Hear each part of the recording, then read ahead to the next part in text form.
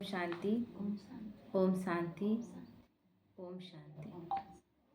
आज अव्यक्त मुरली है, रिवाइज्ड कोर्स है 18 जनवरी 2004 बाबा का स्मृति दिवस का ये मुरली है ना। वर्ल्ड अथॉरिटी के डायरेक्ट बच्चे हैं। इस स्मृति को इमर्ज रखकर सर्व शक्तियों को ऑर्डर से चलाओ, है ना। सर्वशक्तिमान परम पिता परमात्मा जो सारे संसार को चलाने वाले, हम उनके डायरेक्ट बच्चे हैं। तो इस स्मृति को रखकर हमें अपनी सारी शक्तियों को, अब इमर्ज है तब वो उसको समय पर चलाने सकेंगे। आज चारों ओर स्नेह की लहरों में सभी बच्चे समाये हुए हैं। क्यों? क्योंकि उस दिन बाबा संपन्न और संपूर्ण बना। तो सभी के दिल में विशेष ब्रह्मा बाप की स्मृति इमर्ज है। अमृत वेले से लेकर साकार पालना वाले रतन और साथ में अलौकिक पालना वाले रतन, दोनों के दिल के यादों की मालाएं बाप दादा के पास पहुंच गई है। मतलब साकार पालना वाले बाबा जब साकार था उनसे पालना लेने वाले दीदी हो गई, दादियाँ हो गए, बहुत सारे वरिष्ठ भाई लोग हो गए हैं। और अलौकिक पालना जो 1969 के बाद हम सब बन रहे हैं, सब हम लोग तो बाद के अव्यक्त बाप दादा के पालना में आए हैं ना। तो अलौकिक पालना वाले रतन, दोनों के दिल के यादों की मालाएं बाप दादा के पास पहुंच गई है। सभी के दिल में बाप दादा के स्मृति की तस्वीर दिखाई दे रही है और बाप के दिल में सर्व बच्चों की स्नेह भरी याद समाई हुई है। सभी के दिल में एक ही स्नेह भरा गीत बज रहा है, मेरा बाबा। और बाप के दिल से यही गीत बज रहा है, मेरे मीठे बच्चे, है ना। आत्मा और परमात्मा का प्रेम एक साथ। तो यह ऑटोमेटिक गीत, अनहद गीत कितना प्यारा है। बाप दादा चारों ओर के बच्चों को स्नेह भरी स्मृति के रिटर्न में दिल के स्नेह भरी दुआएं पदम गुना दे रहे हैं। क्योंकि आज के दिन सारे बच्चे क्या करते हैं, स्मृति दिवस के दिन, जिस दिन 18 जनवरी रहता है, उस दिन स्थिति हमारी कितनी पावरफुल रहती है, दिन भर बस बाबा के प्रति। क्योंकि उस दिन ब्रह्मा बाबा संपूर्ण और संपन्न बना, तो अपने अंदर भी क्या लगन है कि हम भी बनेंगे। तो बाप दादा देख रहे हैं अभी भी देश व विदेश में बच्चे स्नेह के सागर में लवलीन हैं। यह स्मृति दिवस विशेष सभी बच्चों के प्रति समर्थ बनाने का दिवस है। क्योंकि हम में से कोई एक बन गया है ना, हम में ब्रह्मा बाबा क्या हम में से ही एक है ना। तो आज का दिन ब्रह्मा बाप द्वारा बच्चों की ताजपोशी का दिन है। बाबा उस दिन क्या किया, हमें सारी जिम्मेवारी देकर गया, विश्व कल्याण की जिम्मेवारी का ताज पहना कर गया, ताजपोशी करके गया ना। एक प्रकाशमणि दादी के हाथ में अपनी शक्ति देकर गया, लेकिन हम सब बच्चों के ऊपर जिम्मेवारी देकर केवल प्रकाशमणि दादी की ही जिम्मेवारी है क्या? हम सब की जिम्मेवारी नहीं थी।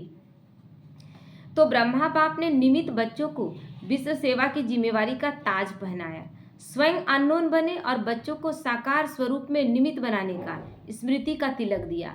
स्वयं अनजान रहे, क्यों? क्योंकि शिव बाबा गुप्त, तो साकार तन का आधार लिए तो बाबा गुप्त ही रहा, बाबा तो कहीं आता जाता नहीं था। तो स्वयं समान अव्यक्त फरिश्ते स्वरूप का प्रकाश का ताज पहनाया, स्वयं फरिश्ता स्वरूप बनकर हम सबको फरिश्ते का ताज पहनाया, स्वयं करावनहार बनकर करणहार बच्चों को बनाया। इसलिए इस दिवस को स्मृति दिवस सो समर्थी दिवस कहा जाता है। अर्थात कहने का अर्थ क्या है कि करावनहार वही है और हम करणहार, लेकिन करा रहा है कोई ना। हम कर रहे हैं तो हम सोच रहे हम ही कर रहे हैं, लेकिन कराने वाला वो गुप्त है, लेकिन करा वही रहा है। तो सिर्फ स्मृति नहीं, स्मृति के साथ साथ सर्वसमर्थियां बच्चों को वरदान में प्राप्त है। बाप दादा सभी बच्चों को सर्व स्मृतियों स्वरूप देख रहे हैं। मास्टर सर्वशक्तिवान स्वरूप में देख रहे हैं, शक्तिवान नहीं सर्वशक्तिवान, है ना। क्योंकि पिता अपने बच्चे को संपूर्ण अधिकार देता है, थोड़ा बहुत नहीं देता है। जिस दिन मतलब लौकिक में भी उसके पास जो है, लेकिन उसको अपने बच्चों के लिए समान रूप से वो देता है। लेकिन यहाँ सर्वशक्तिवान है, वो अपने बच्चों को संपूर्ण रूप से सब कुछ दे रहा है। हाँ, आप कितना ले रहे हैं ये आप पर डिपेंड करता है। तो यह सर्वशक्तियाँ बाप द्वारा हर एक बच्चे को वरदान में मिली हुई है। दिव्य जन्म लेते ही बाप दादा ने वरदान दिया, सर्वशक्तिवान भव। बाबा ने हमें वरदान दे दिया था, लेकिन बात यही है कि हम जब किसी का पैर छूते हैं तो बोलते, एग्जाम देने जाते हैं तो क्या हमसे बड़े, हम क्या कहते हैं, जाओ पास हो जाए, है ना, फर्स्ट डिवीजन। लेकिन उन्होंने केवल वरदान दिया, हमें वो क्या करना है, हमें मेहनत करके और अपने आप को उस वरदान को फलित करवाना है। अब हम मेहनत किए नहीं और केवल कोई वरदान दे दे तो पूरा हो जाएगा? तो अब यह हर जन्म दिवस का वरदान है। इन शक्तियों को प्राप्त वरदान के रूप में कार्य में लगाओ। शक्तियां तो हर एक बच्चे को मिली हैं, लेकिन कार्य में लगाने में नंबरवार हो जाते हैं। शक्ति तो सबके पास है, लेकिन नंबरवार हो जाते हैं। क्यों नंबरवार हो जाते हैं? कहते हैं कि ऐसा बात ही था ना, हमको नहीं बर्दाश्त होता है, हमको सहन नहीं होता है। तो कहने का मतलब क्या? आपके अंदर सहन शक्ति नहीं है। आपको तो भगवान ने सर्वशक्तिवान का वरदान दिया हुआ है, फिर आप कैसे कह रहे हैं कि मेरे अंदर सहन शक्ति नहीं है, मुझसे बर्दाश्त नहीं होता, ये कमी कमजोरी मेरी जाती नहीं? इसका मतलब क्या है? तो हर शक्ति के वरदान को समय प्रमाण ऑर्डर कर सकते हो। अगर वरदाता के वरदान के स्मृति स्वरूप बनकर समय अनुसार किसी भी शक्ति को ऑर्डर करेंगे तो हर शक्ति हाजिर होनी है। लेकिन कब? जब मालिक बनकर ऑर्डर करेंगे, गुलाम बनकर नहीं। परेशान हो चुके हैं, देवभान में आ चुके हैं और उसके बाद शक्तियों को ऑर्डर कर रहे हैं। देवभान में शक्तियाँ और आएंगी क्या? देवभान तो निर्जीव, कोई शक्ति ही नहीं उसके पास। तो वरदान की प्राप्ति के मालिकपन की स्मृति स्वरूप में हो, आप ऑर्डर करो और शक्ति समय पर कार्य में नहीं आए, ये हो नहीं सकता। लेकिन मालिक बनकर मास्टर सर्वशक्तिमान के स्मृति की सीट पर सेट हो, बिना सीट पर सेट के कोई ऑर्डर नहीं माना जाता है। अगर आप कोई किसी पद पोजीशन में नहीं है और आप फालतू के अपना अथॉरिटी दिखा रहे हैं, लोग मानेंगे क्या? स्कूल में आप टीचर हैं तो बच्चे आपसे सहमेंगे कि हाँ स्कूल के टीचर है, लेकिन आप स्कूल के टीचर है ही नहीं, ऐसे ही आप अपने आप को दिखा रहे हैं, तो कोई मानेगा? तो जब बच्चे कहते हैं कि बाबा हम आपको याद करते, तो आप हाजिर हो जाते हो, भगवान हाजिर हो जाता है। जब जिस समय बुलाते हैं, तो यही बाबा आज कह रहा है कि हुजूर हाजिर हो जाता है। जब हुजूर हाजिर हो सकता है तो शक्तियाँ क्यों नहीं हाजिर होंगी? शक्तियों को देने वाला कौन? वो सर्वशक्तिमान पिता ही तो दे रहा है। तो सिर्फ विधि पूर्वक मालिकपन के अथॉरिटी से ऑर्डर करो, मालिक बनकर। तो यह सर्वशक्तियाँ संगम युग की विशेष परमात्मा और प्रॉपर्टी है। प्रॉपर्टी किसके लिए होती? प्रॉपर्टी किसके लिए होती है? बाप अपने बच्चों को देता है ना, तो बच्चों के लिए प्रॉपर्टी होती है। तो अधिकार से स्मृति स्वरूप की सीट से ऑर्डर करो। मेहनत क्यों करो? ऑर्डर करो। हम अपने पिता से जब कुछ लेने जाते हैं तो क्या भीख मांगते हैं? क्या अधिकार है? कितने अधिकार से उसको बाबा बोलते हैं, कितने अधिकार से उसको बुलाते हैं, कितने अधिकार से बोलते हैं कि बाबा ये काम हो जाना चाहिए, मेरा संकल्प यही चल रहा है, ये करो। तो वर्ल्ड अथॉरिटी के डायरेक्ट बच्चे हो, यह स्मृति का नशा सदा इमर्ज रहे। अपने आप को चेक करो, वर्ल्ड ऑलमाइटी अथॉरिटी की अधिकारी आत्मा हो, यह स्मृति स्वतः ही रहती है कि भूल जाते हैं? भूल जाते हैं तो कितने कमज़ोर हैं। मतलब कहने का अर्थ वो कहानी था ना, शेर का बच्चा, शेर और शेरनी के बच्चे का। भुला जाता है शेरनी का बच्चा, तो वही भेड़ के बच्चों के साथ पलता है, तो क्या सोचता है कि हम भेड़ हैं। और भेड़ सबसे कमज़ोर, क्योंकि भेड़ किसी पे हमला नहीं करता, उसको कोई भी शिकार कर सकता है, तो सबसे डरा सहमा।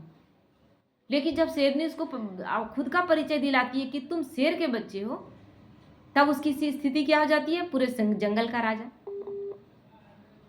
तो केवल क्या हुआ? अपनी पहचान मिलने से।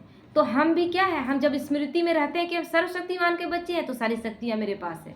लेकिन हम एक देहधारी के रूप में किसी की माँ है, बच्चा बीमार है, हम परेशान हैं, तो उस समय हम सर्वशक्तिमान नहीं हैं। उस समय मोह में बंधी हुई एक केवल एक देहधारी, देवभान में तो रहती है, या कभी कभी रहती है। आज के समय में तो अधिकतर लेने के ही झगड़े हैं, है ना। और आप सबको परमात्मा अधिकार, परमात्मा अथॉरिटी जन्म से ही प्राप्त है। लोग तो लड़ रहे हैं अधिकार लेने के लिए, अपना कोई कर्तव्य निभा नहीं रहे, लेकिन अधिकार लेने के लिए। माँ बाप को ढंग से हम रख नहीं रहे, लेकिन माँ बाप की प्रॉपर्टी में हमको पूरा चाहिए। तो अपने अधिकार की समर्थी में रहो। तो यहाँ जबकि हमें भगवान मिला है, और भगवान क्या कह रहा है? केवल तुम मेरे अनुसार, श्रीमत के अनुसार चलो, सारी प्रॉपर्टी मेरी ले लो। वो तो नहीं कह रहा कि मैं छुपा के कहीं रखा हुआ खुला खजाना है। तो अपने अधिकार के समर्थी में रहो, स्वयं भी समर्थ रहो। मतलब लेने का शक्ति है, वो तो देने के लिए तैयार है, वो तो खुला खजाना लेकर खड़ा है, लेकिन क्या लेने के लायक हम बन रहे हैं? और सर्व आत्माओं को भी समर्थी दिलाओ। सर्व आत्माएं इस समय समर्थी अर्थात शक्तियों की भिखारी हैं। सब भिखारी हैं, आपके जड़ चित्रों के आगे मांगते रहते हैं, हमें शक्ति दो, हमें खुशी दो, हमें सम्मान दो, यही ना मांग रहे हैं, भीख मांग रहे हैं। तो बाप कहते हैं, हे समर्थ आत्माएं, सर्व आत्माओं को शक्ति दो, समर्थी दो। तो ये कब देंगे? जब हम खुद अपनी सारी शक्तियों के मालिक रहेंगे। तो इसके लिए सिर्फ एक बात का अटेंशन हर बच्चे को रखना आवश्यक है, जो बाप दादा ने इशारा भी दिया। बाप दादा ने रिजल्ट में देखा कि मेजॉरिटी बच्चों का संकल्प और समय व्यर्थ जाता है। शक्ति कम क्यों हो जाती है? देने का तो वो दे रहा है, लेकिन कुछ के पास बहुत सारी शक्ति हो गई है और कुछ के पास बिल्कुल भी नहीं। कहने का मतलब, एक ही स्कूल में बहुत सारे बच्चे पढ़ रहे हैं, लेकिन कोई मेरिट लिस्ट में आ रहा है और उसी स्कूल से पढ़ के कोई बहुत बड़ा प्रोफेसर बन जा रहा है, और कोई वहीं का वहीं रह जा रहा है, कहीं छोटा मोटा नौकरी कर रहा है, या फिर नहीं कुछ हुआ तो गोलगप्पे बेच रहा है। तो क्यों ऐसा हो रहा है? क्योंकि टाइम हमने वेस्ट किया व्यर्थ संकल्पों में, नेगेटिव संकल्पों में। शक्ति जब वो दे रहा था, उस समय हम व्यर्थ बातों में लगे रहे। तो जैसे बिजली का कनेक्शन अगर थोड़ा लूज भी हो, वह लीक हो जाए, तो लाइट ठीक से नहीं आ सकती, आएगी जब तक फिर उसको कसेंगे नहीं, कभी आए छूटेगा, कभी आएगा जाएगा, ऐसा कंडीशन रहेगा। तो यह व्यर्थ की लीकेज समर्थ स्थिति को सदा काल की स्मृति बनाने नहीं देती है। ये हम शक्ति भर रहे हैं, लेकिन व्यर्थ संकल्प और नेगेटिव संकल्प, बाल्टी में आप पानी तो लगातार भर रहे हैं, लेकिन उसमें छेद है, निकल जा रहा है। तो वही स्थिति है कि आप सुबह से अमृत वेले से लेकर रात सोने तक योग तो लगा रहे हैं, लेकिन दिन भर में आपने टाइम कितना वेस्ट किया है व्यर्थ नेगेटिव सोचने में, मोबाइल देखकर आलतू फालतू चीज़ों में अपना टाइम वेस्ट किया। तो सब क्या हुआ? जितना शक्ति भरे थे उतना लीकेज हो गया। मान लीजिए कि मोबाइल आप अच्छे से यूज कर रहे हैं तो ठीक है, लेकिन फालतू में दिन भर इसको यूज करते ही तो चार्ज किए नहीं तो डिप डिस्चार्ज हो जाएगा ना। तो वही स्थिति है। तो इसलिए वेस्ट को बेस्ट में चेंज करो, फालतू को, व्यर्थ को इतना अच्छा बना दो। जैसे क्या है, मधुबन में देखते हैं चावल बच जाता है, उस चावल को फ्राइड राइस में कितना अच्छा से बना के चला दिया जाता है और अच्छे से लोग खा लेते हैं। तो इसी तरह फालतू बातों को वेस्ट में, अच्छे बातों में परिवर्तन कर देना है। तो बचत की स्कीम बनाओ ना, परसेंटेज निकालो, सारे दिन में वेस्ट कितना हुआ और बेस्ट कितना हुआ, कितना मैंने व्यर्थ गंवाया और कितना अच्छे से चला। तो अगर मानो 40% वेस्ट है और 20% वेस्ट है, तो उसको बचाओ। ऐसे नहीं समझो थोड़ा सा ही तो वेस्ट हो जाता है, ये नहीं सोचना है थोड़ा सा ही वेस्ट हो जा रहा है तो इस समय तो शक्ति भरने का है ना, शक्ति चला जा रहा है तो फायदा क्या। मान लीजिए कि हम अपने घर में अपना बचत करते हैं कि मेरा ज़्यादा राशन पानी सब चीज़ में, बिजली मेरा बिल ना बने, इसके लिए सब चीज़ को बचा कर चलते हैं, लेकिन क्या संकल्पों को, अपने विचार को बचा कर चलते हैं? वो कितना खर्च हो रहा है। ऐसे नहीं थोड़ा सा ही वेस्ट हो जाता है, बाकी तो सारा दिन ठीक रहता है, लेकिन यह वेस्ट की आदत, बहुत समय की आदत होने के कारण लास्ट घड़ी में धोखा दे सकती है। यानी आप मान लीजिए कि सुबह से लेकर शाम तक में 1-2 घंटे ही बर्बाद कर रहे हैं रोज, तो रोज का ये क्या हुआ? आदत बन गया ना। तो ये आदत कभी कभी क्या होगा, आप ठीक से भी चल रहे हैं और अचानक फाइनल पेपर में यही खराब आदत आपको नीचे गिरा देगा, तो नंबरवार बना देगी, नंबर 1 नहीं बनने देगी। जैसे ब्रह्मा बाप ने आदि में अपनी चेकिंग के कारण रोज रात को दरबार लगाई। बाबा दरबार लगाता था अपनी कर्मेंद्रियों का। किसकी दरबार थी? बच्चों की दरबार नहीं थी, अपनी ही कर्मेंद्रियों की बाबा ने दरबार लगाई, ऑर्डर चलाया। हे मन मुख्यमंत्री, यह तुम्हारी चलन अच्छी नहीं है। मन ने अगर कुछ गलत संकल्प चला दिया तो मन को खड़ा करते थे सामने। ब्रह्मा बाबा की डायरी करके एक आएगा वीडियो, जिसको आप देखेंगे, उसमें बाबा बात कर रहा है, ब्रह्मा बाबा बात कर रहा है अपने मन से, बुद्धि से। यह तुम्हारी चलन अच्छी नहीं, ऑर्डर में चलो। उसको ऑर्डर देते थे, हे संस्कार ऑर्डर में चलो, क्यों नीचे ऊपर हुआ, कारण बताओ और निवारण करो। क्या कारण था कि आज तुम्हारा संस्कार बिगड़ा? क्या कारण था मन कि तुम गलत तरफ गए? अब क्या कारण है, कारण बताओ और उस कारण का निवारण भी करो। तो हर रोज ऑफिशियल दरबार लगाई, ऐसे रोज अपनी स्वराज दरबार लगाओ। कई बच्चे बाप दादा से मीठी मीठी रूरियान करते हैं, पर्सनल रूरियान करते हैं, बताएं, कहते हैं हमको अपने भविष्य का चित्र बताओ कि हम क्या बनेंगे। बहुत बच्चे बोलते हैं कि बाबा हमको दिखाइए ना कि हम सतयुग में क्या बनेंगे, मेरा भविष्य कैसा होगा। तो जैसे आदि रत्नों को याद होगा कि जगत अम्बा माँ से सभी बच्चे अपना चित्र मांगते थे, मम्मा आप हमको चित्र दो कि हम कैसे हैं। तो बाप दादा से भी रूरियान करते और अपना चित्र मांगते हैं भविष्य का। आप सबकी भी दिल तो होती होगी कि हमको भी चित्र मिल जाए तो अच्छा है कि हम भविष्य में क्या बनेंगे, नहीं होता है। आज भी लोग देखते हैं, ठीक है अपने कर्म में कॉन्सेंट्रेट करिए ना और कर्म अच्छा करिए, लेकिन पंडितों के सामने हम जा रहे हैं, उसको दिखा रहे हैं कि मेरा भविष्य कैसा होगा। यानी भविष्य की कितनी चिंता है आपको। वो पंडित का अपना भविष्य का पता नहीं, वो आपकी भविष्य क्या बताएगा। लेकिन बाप दादा कहते हैं, बाप दादा ने हर एक बच्चे को एक विचित्र दर्पण दिया है। वह दर्पण कौन सा है? वर्तमान समय आप स्वराज अधिकारी हो ना। अगर हम अभी, कहने का अर्थ यह है कि अभी अगर हम परफेक्ट चल रहे हैं तो मेरा भविष्य परफेक्ट होने से कोई रोक नहीं सकता है। कहने का मतलब वर्तमान में आप आज बहुत अच्छा चल रहे हैं तो कल आपको अच्छा होने से कोई नहीं रोक सकता। तो हम अच्छा कर रहे हैं, हम अच्छा कर्म कर रहे हैं, बाबा का संपूर्ण श्रीमत का पालन कर रहे हैं, फिर हमको किसी से पूछने की जरूरत है क्या? हम अपने टीचर से पूछने जाएंगे कि हम फर्स्ट आएंगे कि नहीं आएंगे? मेरी पढ़ाई, मेरी तैयारी, खुद का रिजल्ट हम खुद बताएंगे कि हम कैसे। बच्चे बोलते हैं, बच्चों को पूछिए, आजकल के बच्चों से पूछिए, सीबीएसई बोर्ड देने वालों बच्चों को पूछें कि तो बताते हैं कि इतना परसेंट नंबर लाएंगे, पूरे विश्वास के साथ 99% लाएंगे। ये विश्वास किस आधार पर किया जब बताया जा रहा है? अपनी तैयारी पर। तो हम फिर क्यों पूछने जाएंगे किसी से? तो हो स्वराज अधिकारी? बाबा पूछ रहा है, हो तो हाथ उठाओ, हाथ उठाइए। स्वराज अधिकारी हैं? स्वराज अधिकारी हो? अच्छा, कोई नहीं उठा रहे, थोड़ा थोड़ा है क्या? अच्छा, सभी स्वराज अधिकारी हो, ठीक है, मुबारक हो। तो स्वराज अधिकार का चार्ट आपके लिए भविष्य पद की शकल दिखाने का दर्पण है। अभी स्वराज अधिकारी हैं, मतलब अपने स्वयं पर राज्य है, अपनी सर्व कर्मेंद्रियों को अपनी अथॉरिटी से चलाते हो, तो भविष्य किसी के से पूछने की जरूरत नहीं, भगवान से भी पूछने की जरूरत नहीं कि हमारा रोल कैसा मिले, है ना। तो यह दर्पण सबको मिला हुआ है ना, ये तो दर्पण बाबा ने ही दिया है, क्लियर है ना। कोई ऐसे काले दाग तो नहीं लगे हुए हैं ना? काले दाग लगे हुए हैं क्या दर्पण में? अच्छा, काले दाग तो नहीं होंगे, लेकिन कभी कभी जैसे गर्म पानी होता है ना, तो वह कोहरे के मुआफिक आईने पर आ जाता है। तो भाप जब आ जाएगा आईने पर तो क्या होगा? दिखाई नहीं देगा, स्पष्ट दिखाई नहीं देगा। जैसे फागी होती है ना, कुहासा होता है ना, तो आईने पर ऐसा हो जाता है जो आईना क्लियर नहीं दिखाता है। नहाने के समय तो सबको अनुभव होगा।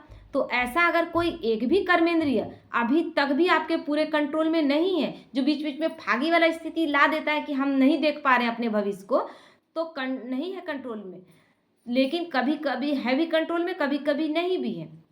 तो अगर मानो कोई भी कर्मेंद्रिय, चाहे आँख हो, चाहे मुख हो, चाहे कान हो, चाहे पाँव हो, क्योंकि पाँव भी कभी कभी बुरे के संग की तरफ ले जाता है, तो पाँव भी कंट्रोल में नहीं हुआ ना, तो संगठन में बैठ जाएंगे, रामायण और भागवत की उल्टी कथाएं सुनेंगे, सुलटी नहीं।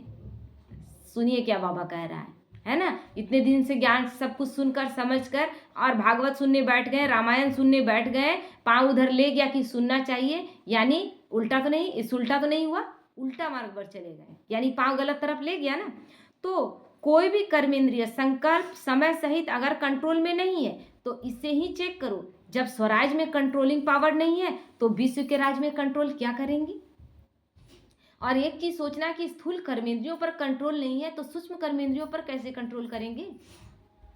पाँव जिधर ले जाना चाहा ले गया, किसी तरफ लड़ाई लगा हुआ था, जाने से मेरा व्यर्थ नेगेटिव चलेगा, नहीं जाएंगे, लेकिन पाँव ले गया आपको, तो पाँव के गुलाम हो गए। आंख जो चीज नहीं देखना चाहिए था दिखा दिया, देख लिए ना। मुख से कहते हैं कि नहीं, बोलने का एकदम इच्छा नहीं था लेकिन निकल गया, क्यों? क्योंकि संस्कार इतने कड़े हो चुके हैं ना, और मन स्वीकार कर लिया है कि इसका भाषा ही यही है, इस सिचुएशन में ये यही भाषा बोलेगी।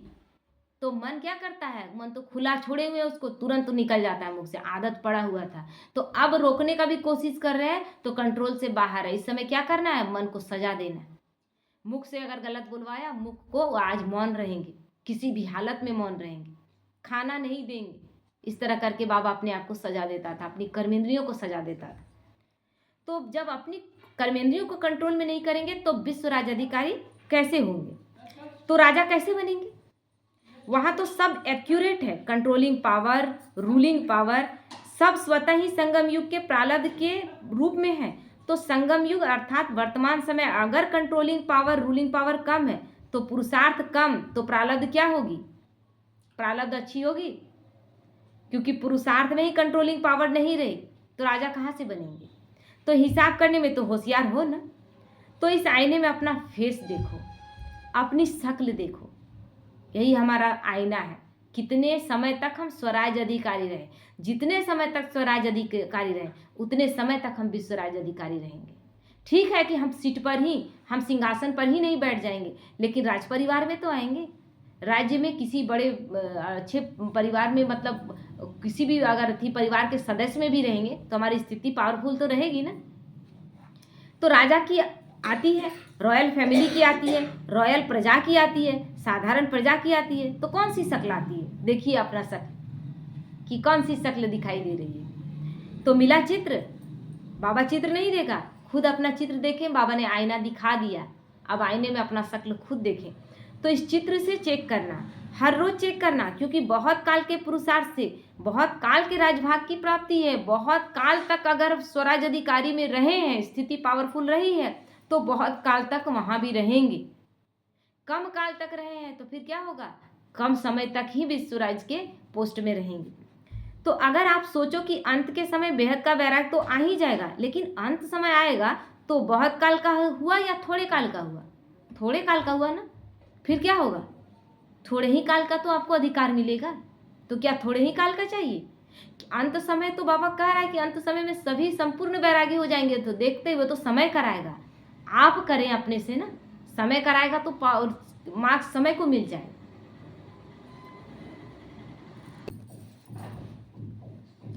तो बहुत काल तो नहीं कहेंगे ना, तो 21 जन्म पूरा ही राज्य अधिकारी बने, तख्त पर भले नहीं बैठे लेकिन राज्य अधिकारी तो हो ना, कम से कम इतना, क्योंकि हम स्वराज अधिकारी रहें। ठीक है, तख्त पर नहीं बैठेंगे लेकिन राज्य अधिकार में उस राज्य के राजा के किसी न किसी संबंधी में ही आएंगे तो भी हमारा पोस्ट ऊंचा है।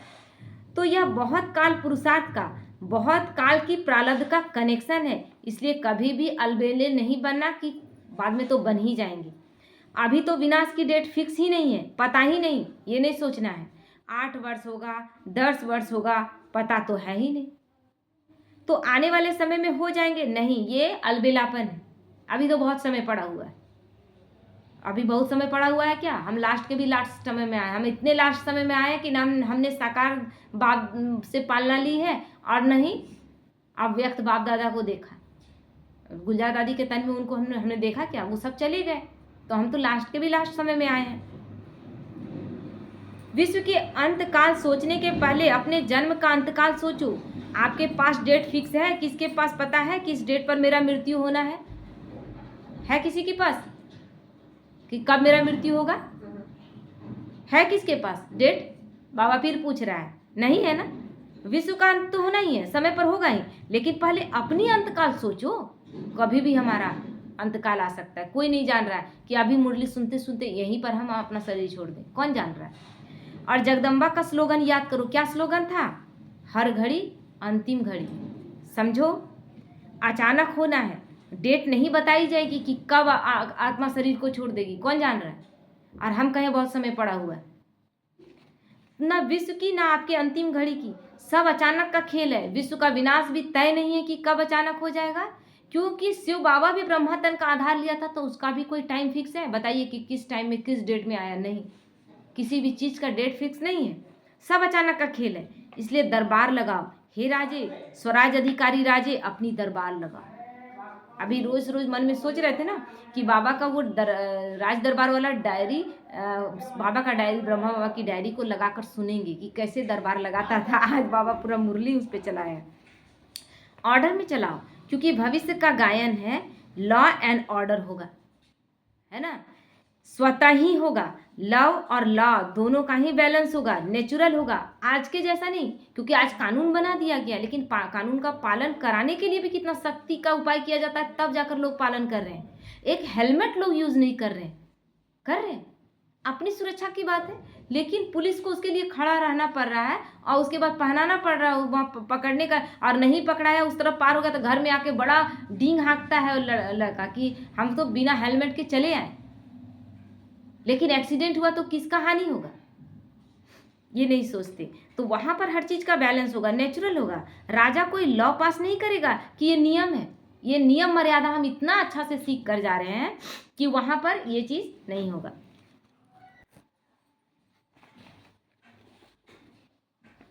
तो वहां लॉ लागू करने का भी क्या है, अब 15 अगस्त को हमारा देश आजाद हो गया, 26 जनवरी को विधि विधान के अनुसार एक संविधान पास किया गया, उस संविधान के आधार पर हमको रहना है। लेकिन क्या कोई रह रहा है?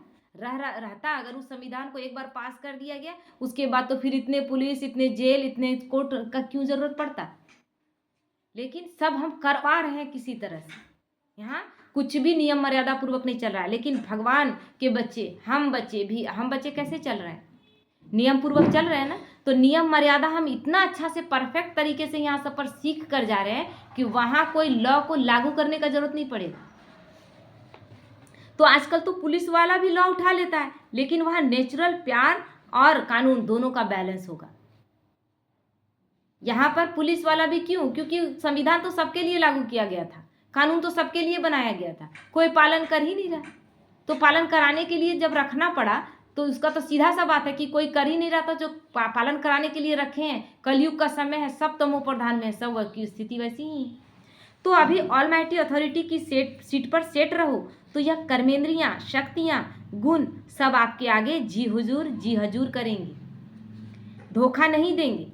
हम उसको, अपने नौकर को अपने पावरफुल तरीके से उससे काम कराते रहेंगे, उसको टाइम पर सैलरी भी देंगे और टाइम पर उससे अपना काम हमेशा अच्छे से कराएंगे, है ना। एक कानून के तहत एक शक्तिशाली स्थिति, पावरफुल रह करके नौकर अच्छे से काम करेगा। लेकिन जहां हम ही ढुलमुल नीति से चलेंगे तो नौकर भी अलबेला हो जाएगा कि नहीं। यही हमारे साथ हुआ है। हमारी कर्मेंद्रियों को हमने ढीला छोड़ दिया, चुपचाप छोड़ दिया। बुरा देख रहा है तो देख रहा है, थोड़ा सा देख ही ले, थोड़ा सा सुन ही ले। अभी देखिए मोबाइल लेकर बैठिए, शॉर्ट्स में इतने सारे वीडियो आते हैं, अरे थोड़ा सा देख ही ले। यही ढीलापन है। यही जो थोड़ी देर के लिए ढीलापन छोड़ते हैं ना, यही फिर ज़्यादा समय का आदत बन जाता है। तो जी हाँ जी, तो अभी क्या करेंगे? दूसरे स्मृति दिवस पर कौन सा समारोह मनाएंगे? कि कौन सा समारोह मनाएंगे? बाबा पूछ रहे हैं। या हर 1 जून तो समारोह मनाते हैं ना, सम्मान समारोह भी बहुत मना लिए। आप सदा हर संकल्प और समय के सफलता की सेरेमनी मनाओ, यह समारोह मनाओ, वेस्ट खत्म। क्योंकि आपके सफलता मूर्त बनने से आत्माओं को तृप्ति की सफलता प्राप्त होगी। क्योंकि हम सफल होंगे तब कई आत्माओं के कल्याण के निमित्त बनेंगे। तो निराशा से चारों ओर शुभ आशाओं के दीप जगेंगे।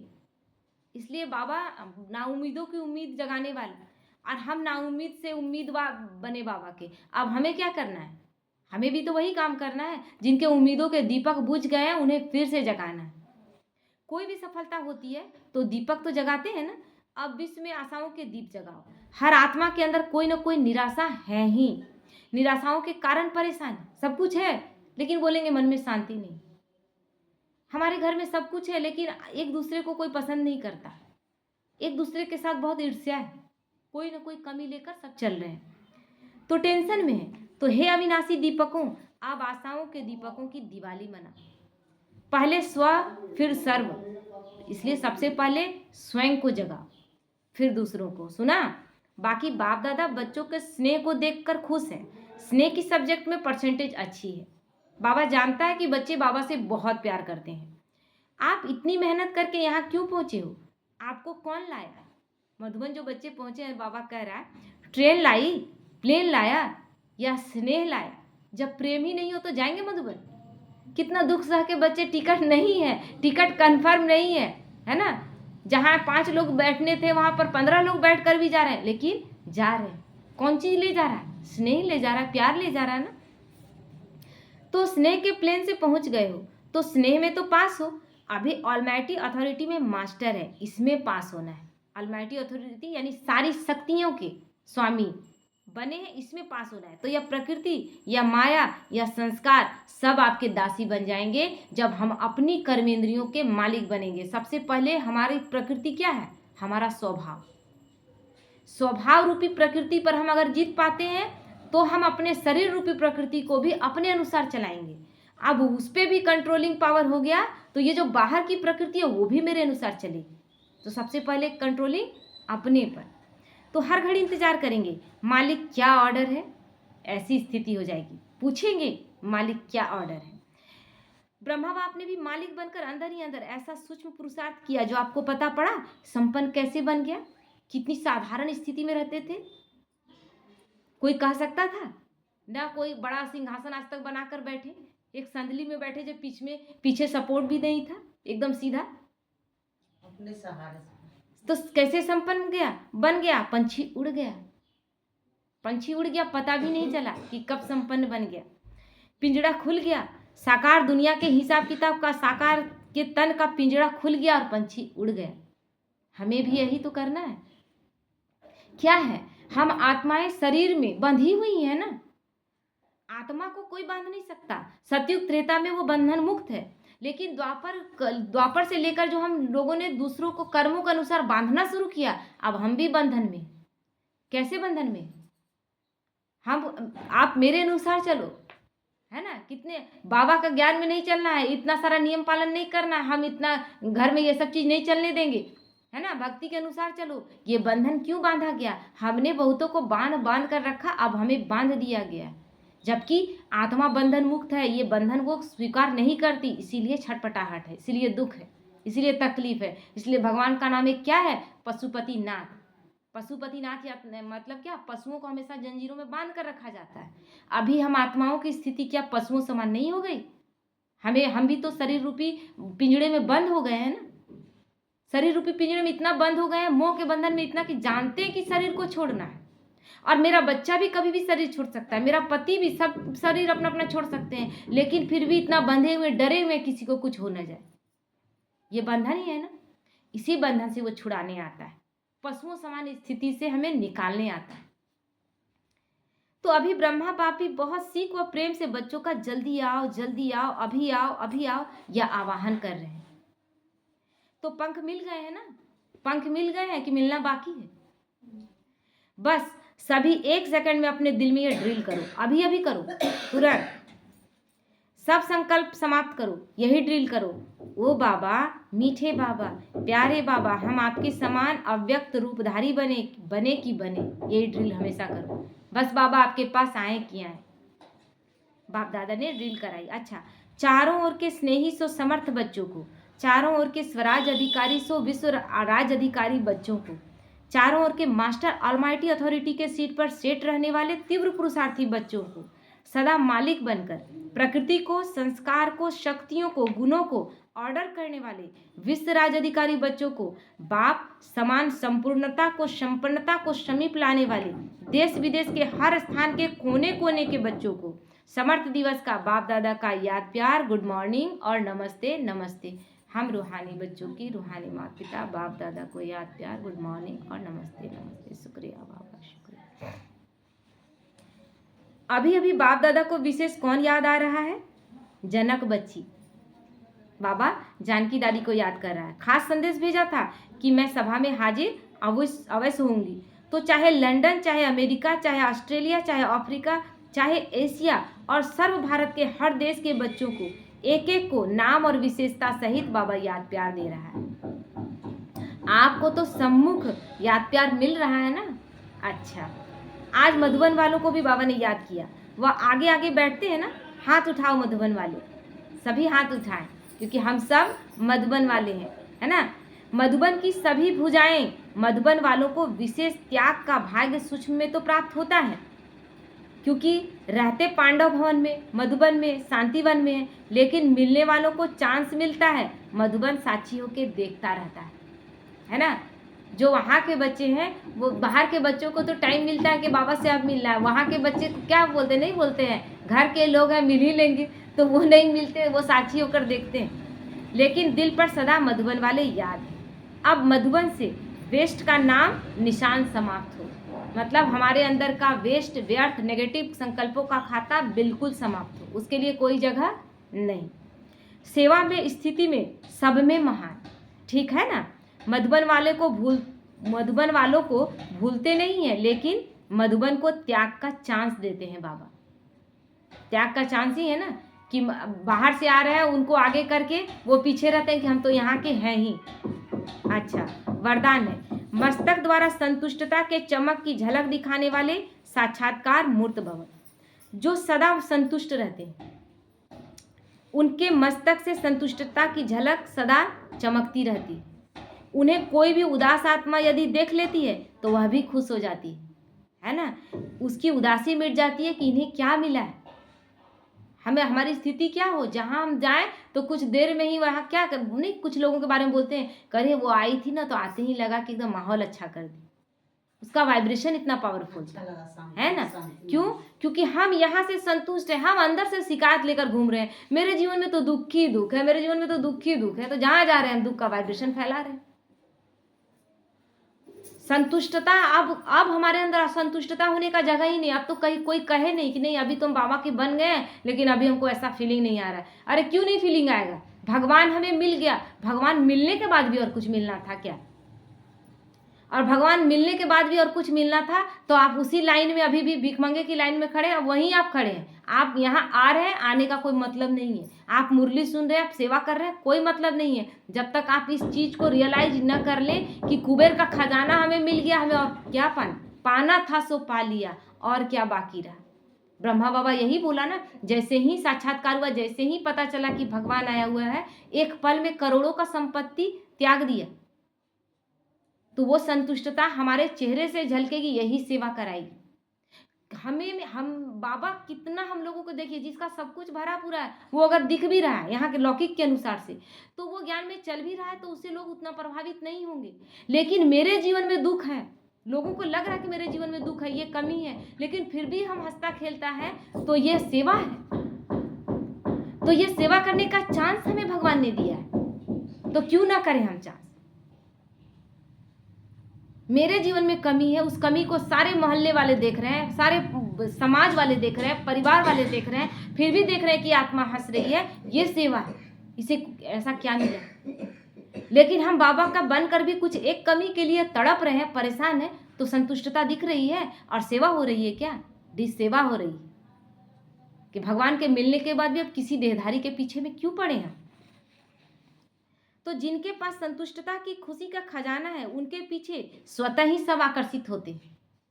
उनका खुशी का चेहरा चैतन्य बोर्ड बन जाता है, जो अनेक आत्माओं को बनाने वाले का परिचय देता है। वो बोर्ड जिसको देख करके नहीं होता है, हम बाहर लगा देते हैं बोर्ड कि यहाँ पर सब चीज़ मिलता है, और ब्यूटी पार्लर ही चलाते हैं तो एक अच्छा फेस देते हैं ना कि यहाँ पर बहुत अच्छा से फेशियल वगैरह किया जाता है, तो क्या देख कर जाते हैं? बोर्ड देख कर ही जाते हैं।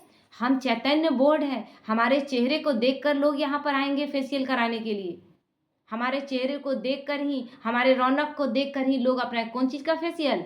आत्मा का। यहाँ पर चेहरे का फेशियल नहीं होता, आत्मा का फेशियल हो गया, चेहरा का फेशियल ऐसे ही हो जाएगा। हम यहाँ से परफेक्ट है, मेरे चेहरे की चमक, लोग आपको काला देख रहे हैं, गोरा देख रहे हैं, आपको फर्क ही नहीं पड़ेगा। आप इतने खुश रहेंगे कि हमारी खुशी हमारे जीवन का आधार, दूसरे से हमें लेना देना ही नहीं। तो उनका खुशी का चेहरा चैतन्य बोर्ड बन जाता है। तो ऐसी संतुष्ट रहने और सर्व को संतुष्ट करने वाली संतुष्ट मनिया बनो, जिससे अनेकों को साक्षात्कार हो। जब हम में ही कोई कमी है, लोग देख रहे हैं कि इसके जीवन में ये चीज़ नहीं है ना, फिर भी ये अच्छे से रह रही है, और फिर भी ये किन लोगों की सेवा कर रही है? जो दुखी परेशान है, जो जिन लोगों के पास जाते हैं वो सबसे पहले मेरा दुख जानती है कि अरे इसको तो इतना बड़ा दुख है, क्योंकि उसके लिए दुख है, मेरे लिए तो सुख है।